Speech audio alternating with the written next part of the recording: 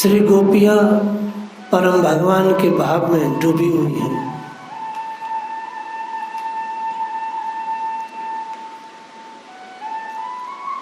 अगर कोई स्त्री जार पुरुष अर्थात पर पुरुष से प्रेम करती है, अपने पति के अलावा जो और पुरुष है,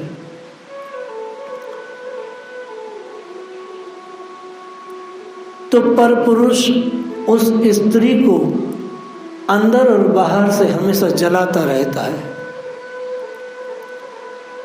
अपनी याद में, अपने स्मरण के द्वारा। शास्त्र कहता है उपपति से अर्थात जार पुरुष से सुख अस्थाई है, क्षणिक है, क्योंकि मिलने का समय बहुत सीमित होता है और कई बार मिलता भी नहीं है।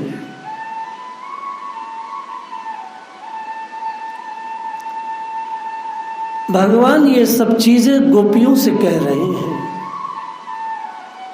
हे गोपियों, मेरा दर्शन करने से, कीर्तन करने से, मेरा ध्यान करने से, मेरी भावना में जीने से प्रेम बढ़ता है, प्रेम बहुत अंदर तक बढ़ता है। सो अब तुम जाओ।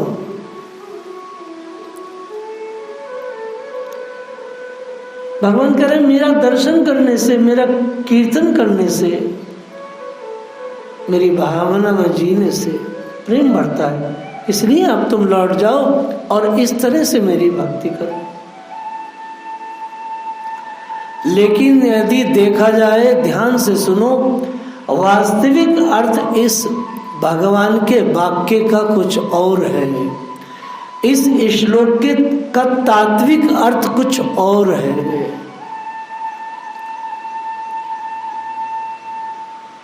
उपरोक्त किसी भी चीज से वह तत्व नहीं मिल सकता, वह भाव नहीं मिल सकता और वो प्रेम प्राप्त नहीं हो सकता।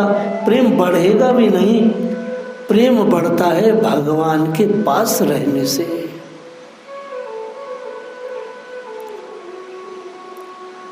मूर्ति को स्थापित करके उसकी सेवा से अधिक प्रेम नहीं बढ़ सकता, ये स्पष्ट है।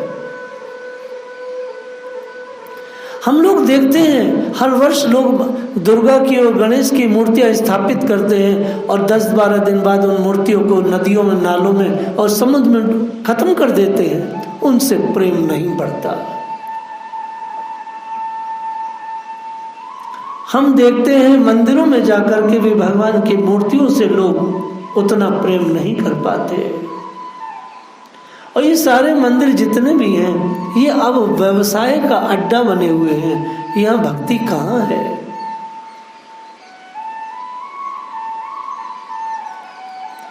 इसलिए शास्त्र कहता है भगवान का संग करें, ऐसी चेष्टा करें कि श्रवण कीर्तन ध्यान, इस 5 अध्याय का बस यही चीज, श्रवण कीर्तन ध्यान। गोपियां श्रवण करती हैं, गोपियां बोलती हैं और गोपियां ध्यान करती हैं। गोपियों, इसलिए मैं कहता हूं अब तुम लौट जाओ। इतना सुनते ही गोपियां बहुत जोर जोर से रोने लगी। सारा काजल धुल करके वक्ष स्तर पर लगे केसर को धोने लगा।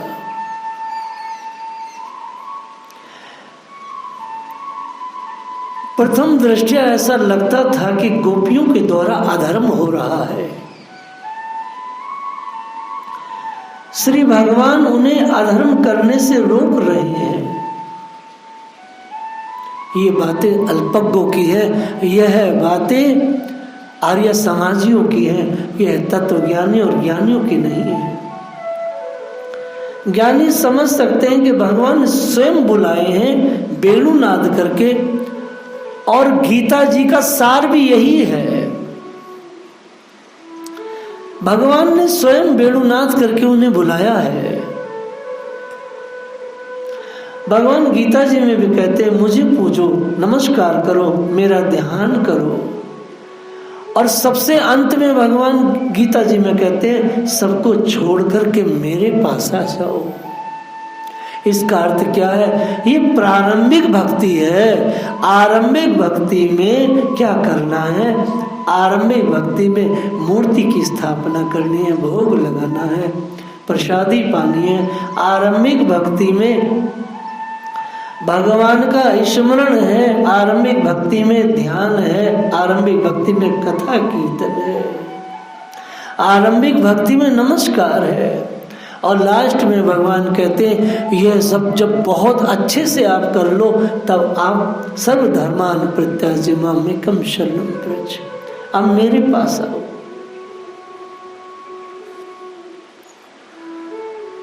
तो वही भगवान गोपियों को लौकिक उपदेश दे रहे हैं।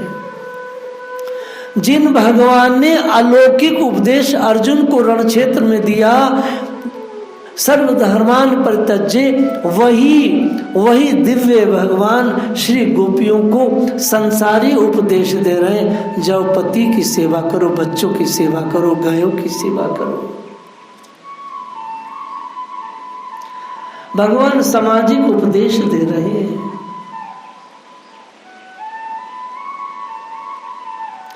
जिसका श्री कृष्ण में दोष बुद्धि हो गई है, उस व्यक्ति को आप कितना समझाएं, वह व्यक्ति कैसी वेशभूषा रख ले, लेकिन वो कृष्ण को कभी नहीं पा सकता है।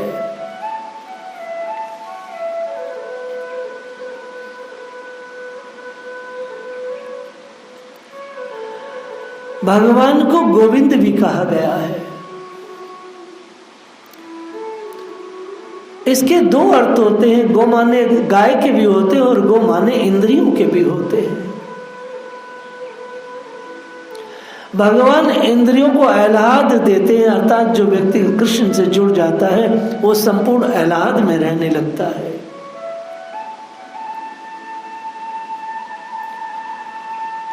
जिन भगवान गोविंद के चरणों में चढ़े फूल सूंघने से नसीका और उनके खाए हुए भोजन जो उचिष्ट है उसको जब जीव खा करके सुख प्राप्त कर सकता है, प्राप्त करता ही है। और प्राणों से भी अधिक चाहने वाली गोपियां गोविंद का भाषण सुनकर बहुत जोर जोर से रो रही हैं। भगवान ने भाषण दिया है, भगवान ने 10 श्लोक का भाषण दिया है। गोपियों का संकल्प है कि सबको छोड़कर कृष्ण के साथ रहेंगी। चीर हरण के समय संकेत दिया गया था और भगवान ने स्वयं संकेत दिया था कि मैं तुम्हें अपने पास बुलाऊंगा, अभी तुम घर चली जाओ।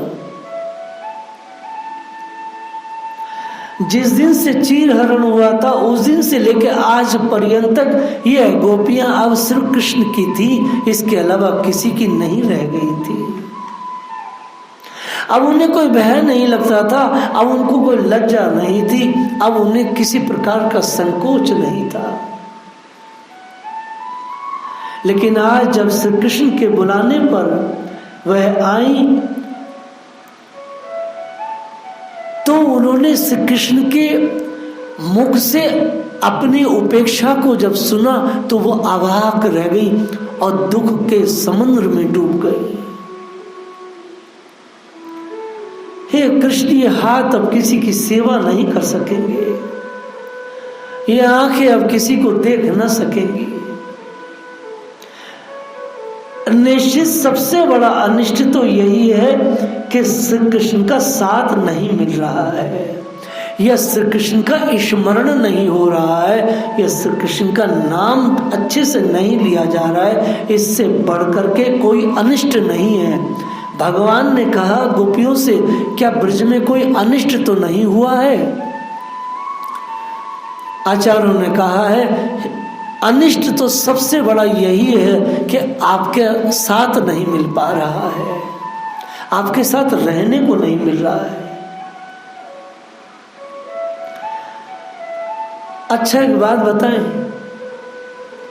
भगवान के जो वचन है वह अमृत भी है और हलाहल विष भी है।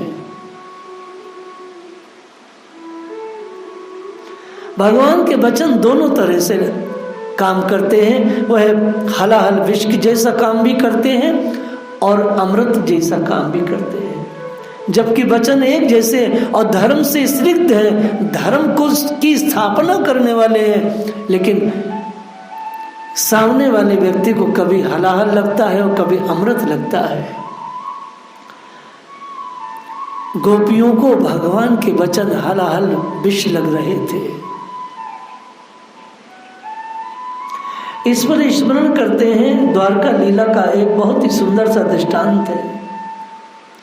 द्वारका में भगवान अपने भवन में बैठे थे, श्री रुक्मणी जी उनकी सेवा कर रही हैं।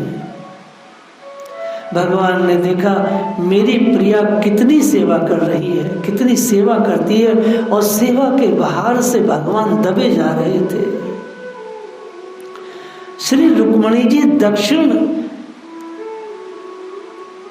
दक्षिणी नायिका हैं और सत्यभामा इत्यादि वाम नायिका है। दक्षिणी नायिका हमेशा नायक को मनाती है और वाम नायिका हमेशा नायक से रूठी रहती है। भगवान को एक मजाक सूझा। भगवान ने रुक्मणी जी से कहा कि हे प्रिय,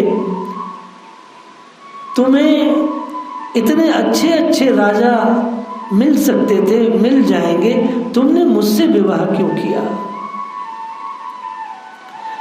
क्योंकि तुम जानती हो स्त्रियों में मेरी कोई रुचि नहीं है, मुझे तो फक्कड़ साधु संत अच्छे लगते हैं, मैं तो उन्हीं में गुजारता हूं जीवन अपना। मेरा कुछ पता भी नहीं मैं तुम्हें कब छोड़ दूं। फिर मैं डरपोक भी बहुत हूं। देखो जरासंध से के सामने से भाग कर के आ गया था, मथुरा से यहाँ आकर के टापू पे बस गया हूं, मैं कहीं का राजा भी नहीं हूं। हे प्रिय, मैं क्षत्रिय भी नहीं हूं। रुक्मणी जी ने जैसे ही भगवान के ये शब्द सुने वह मूर्छित हो गई। अभी जैसा कि मैंने कहा, श्री कृष्ण के वचन अमृत भी हैं और हलाहल विष भी है। भगवान तुरंत चतुर्भुज रूप में प्रकट भये और चारों हाथों से श्री रुक्मणी जी की सेवा करते हुए उनको स्वस्थ किया और कहा, मैं तो तुमसे हास्य कर रहा था, ये विचार कर रहा था कि तुम मुझसे कभी रूठती क्यों नहीं हो।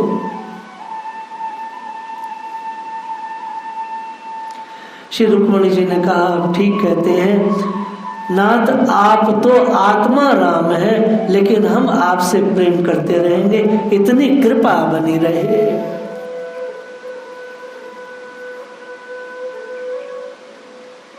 लेकिन यहां पर भगवान ने जब गोपियों से कहा कि हे गोपियों, तुमने ब्रज को देख लिया है, अब वापस अपने घर जाओ। श्री गोपियां धरती कुरेद रही हैं और विचार कर रही हैं कि धरती फट जाए और हम इसमें समा जाए। यहां एक बहुत बड़ा प्रश्न आता है कि श्री रुक्मणी जी मूर्छित हो गई, लेकिन गोपियां मूर्छित क्यों नहीं हुई? क्योंकि गोपियों से भी भगवान ने वही वचन बोले थे जो हलाहल विष का काम कर रहे थे।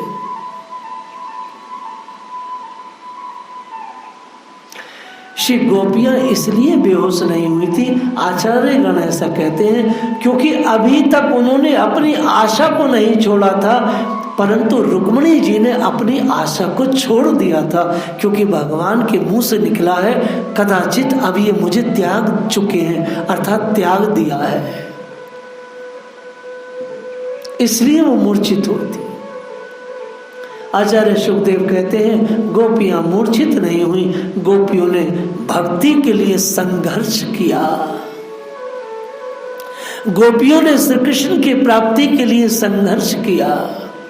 गोपियां मूर्छित नहीं हुई। गोपियां दुखी जरूर हैं, लेकिन दुख को व्यक्त नहीं कर रही हैं, वो दुख को सह रही हैं और कह रही हैं, आप हमें अपना लीजिएगा।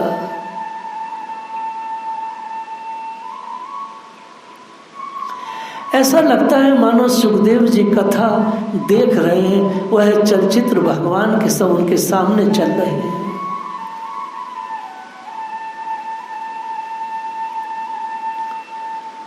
भक्तों के बहुत से मनोरथ रहते हैं।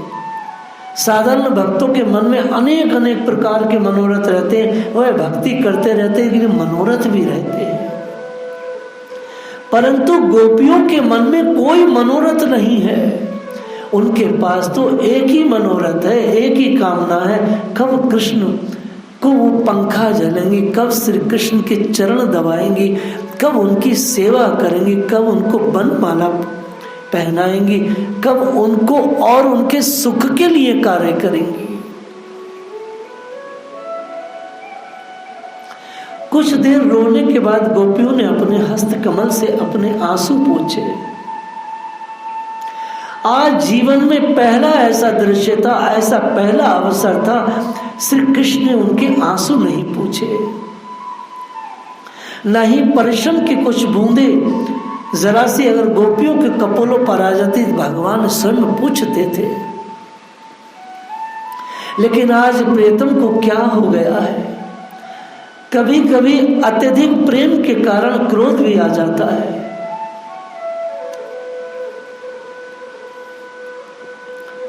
एक हमारे आचार्य हुए रघुनाथ दास गोस्वामी, वह छाछ पीकर रहते थे। वह केवल अंजलि में जितना छाछ आता था उसको एक बार वो अपने हाथ से पीते थे।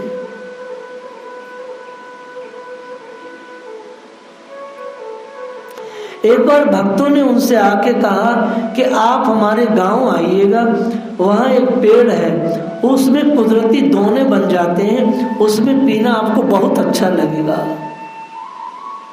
उन्होंने स्वीकार कर लिया, रघुनाथ दास जी की बात है। परंतु जैसे ही पता चला कि वह पेड़ जो है चंद्रावली के गांव का है, तो उन्होंने मना कर दिया, क्योंकि वह राधा रानी के पक्ष के भक्त थे। वह द्वेष नहीं है, वह प्रेम की तरंग है। और उन्होंने चंद्रावली के गांव के उस पेड़ के बने दोने में कभी भी छाछ नहीं पिया, क्योंकि श्री किशोरी जी के पक्ष की बात नहीं थी वो। ये प्राकृतिक द्वेष नहीं है, ये अप्राकृतिक द्वेष है, ये अलौकिक द्वेष है, ये संसारिक द्वेष नहीं है।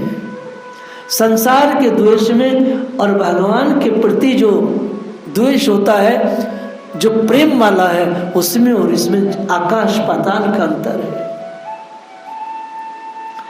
गोपियां रो रही हो, क्रोध भी कर रही हैं। जैसे कभी बच्चा अपनी माँ के सामने किसी बात पर रोता है और क्रोध भी करता है। वास्तव में प्रणय गीत यही है, प्रणय गीत का यही सार है। जैसे बच्चे क्रोध भी करते हैं और रोते भी जाते हैं। गोपियों ने 31वें श्लोक में एक बड़ी सुंदर बात कही। गोपियां कहती है, हम धर्म कर रहे हैं या अधर्म, ये बात तो बात की है, ये बात इस समय की नहीं है। पहले तो आप ये बताइए कि आपका धर्म क्या है। भगवान ने गोपियों को अभी तक 10 श्लोकों में धर्म की शिक्षा दी थी, परंतु अब गोपियों ने अपनी आंसू को पूछा और जैसे फेंट बांध करके स्वस्थ होकर के श्री कृष्ण से निगाह मिला करके खड़ी हुई और पूछा कि हम अधर्म कर रही हैं कि धर्म कर रही हैं, ये छोड़िएगा। आज पहले आप ये बताइए कि धर्म है क्या। आज तक नारायण ने अपने किसी भक्त को ठुकराया नहीं, जो आप हमें ठुकरा रहे हैं। आप परम स्वतंत्र हैं, परंतु फिर भी आप की इतने कठोर वचन सुन करके, आपको इतने कठोर वचन सुनकर हमारी छाती विदीर्ण है। और हे कृष्ण, हम ये कहना चाहते हैं कि आपको इतने कठोर वचन नहीं बोलने चाहिए, क्योंकि भगवान का धर्म है शरणागत को शरण देना। गोपियां कह रही हैं, आप हमें ठुकरा रहे हैं, अर्थात आप अधर्म कर रहे हैं। श्री भगवान ने कहा, हे गोपियों, मैंने तुम्हें कहां ठुकराया है। श्री गोपियों ने कहा, आपने जो वचन कहे वो ठुकराने जैसे ही हैं। आप जो हमें 10 श्लोकों में बोला है वह क्या है? पहले बोलते हो स्वागतम महाभाग्या, मैं तुम्हारा क्या करूं? और फिर कहते हो अब जाओ अब जाओ। सुनिए, हम आपसे एक बात कहना चाहते हैं, पहले सुनना चाहिए था, तुरंत बोल रहे हैं आपके जाओ जाओ। आपसे हम ये शपथ पूर्वक कहती हैं कि आपको बोलना नहीं आता है। पहले आपको हमारी बात सुननी चाहिए थी, आपको बोलना नहीं चाहिए था। आपसे बोलना नहीं आता है, आप जरा विचार करें। उन भगवान से कहा जा रहा है जिन भगवान के मुख से समस्त श्रुतियां निकली हैं। उन भगवान से गोपियां कह रही हैं आपको बोलना नहीं आता है, जिन भगवान ने अर्जुन को गीता का उपदेश दिया है। उन भगवान से गोपियां कह रही हैं कि आपको बोलना नहीं आता है। जैसे कोई घर में आए, उससे कहे कि अच्छा ठीक है अब तुरंत जाइए तुरंत जाइए। आपने ब्रजवासियों की रक्षा की, हम आपकी शरणागत हैं, हमारे सामने ये वचन नहीं बोलने चाहिए थे, क्योंकि आप साक्षात नारायण है और नारायण हमेशा शरणागत भक्तों की रक्षा करते हैं। वास्तव में गोपियां परम दैन्य से बोल रही हैं। गोपियां कोप भी कर रही हैं, गोपियां क्रोध भी कर रही हैं, गोपियों का दैन्य भी सामने है। बात तो पक्की थी, भगवान के सभी श्लोक कपट से भरे हुए थे। भगवान के जितने भी श्लोक थे उसके 2 ही अर्थ थे, और श्री गोपियों ने भगवान के 10 श्लोकों को कपट के ही का ही भाषण माना। ये प्रेम की पराकाष्ठा है। प्रेमी ज्ञान नहीं चाहता, प्रेमी तो केवल प्रेम चाहता है। जय श्री राधे।